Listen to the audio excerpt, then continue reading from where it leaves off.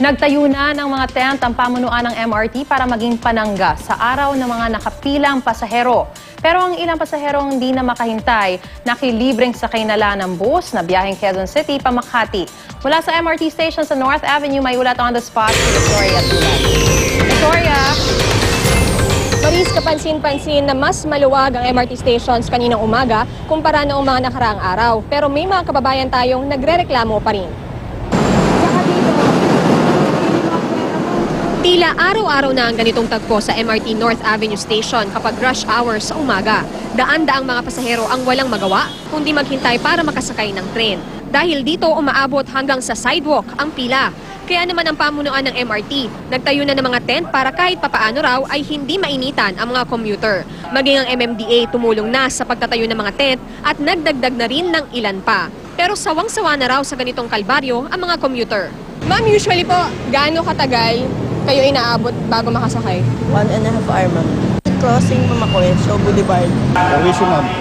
Sobra, ma'am. Sobra perwisyo. Kaya, ewan ko. Dapat yan, ma'am. Nadagdagan ko eh. Madagdagan yung tren. Pumila rin kami para malaman kung gaano ba katagal ang biyahe mula Quezon City hanggang sa Ayala Avenue sa Makati. Pumila kami ng 7:25 ng umaga. Inabot din ng 20 minuto bago nakasakay ng tren. Sa kabuuan, 50 minuto ang naging biyahe mula North Avenue hanggang Ayala Avenue. Bagaman maraming tao, hindi naman malasardinas ang siksikan. Ayon nga sa mga sumasakay sa MRT, mas gusto na nilang maghintay sa pila kaysa sumakay ng bus. Mas mabilis pa rin daw kasi ito. Pero iyong ilang pasahero hindi na nakapaghintay. Nang dumating ang libreng sakay sa bus ng lungsod ng Makati, ilan sa kanila ang doon na sumabay. Mula North Avenue hanggang Ayala ang biyahe nito. Mahaba yung pila doon, kaya dito na lang ako pumunta. Maris, susubukan pa natin na makuha ang panig ng pamunuan ng MRT para malaman kung may binago ba sila sa protocol at medyo naging mabilis at maluwag yung biyahe kaninang umaga. Samantala, sa mga oras na ito ay wala namang mahabang pila dito sa North Avenue Station. Maris? Oo, Victoria, magandang malaman na sa panahong ito, sa oras na ito, wala halos pila kasi hindi naman rush hour ngayon. Pero ang problema, kahit na medyo kumonte yung bilang ng mga pasahero ngayong araw o kaninang umaga kumpara sa mga nakarang araw, nakikita natin sa video, napakahaba pa rin ng pila. At ang sinasabi ng pamunuan ng MRT, ang solusyon ay magdagdag ng bagon, pero long term to. In the meantime, ano pa ba yung iba nilang nakikitang mga hakbang na maaaring gawin para matulungan naman maibsan itong paghihirap ng mga pasahero ng MRT?